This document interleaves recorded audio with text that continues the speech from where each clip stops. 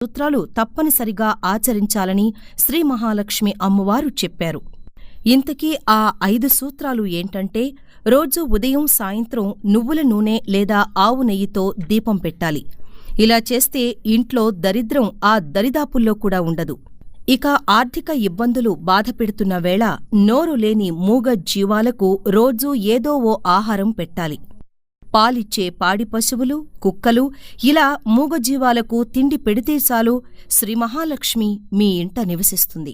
ప్రతి ఇంట్లో తులసి మొక్క ఖచ్చితంగా ఉండాలి.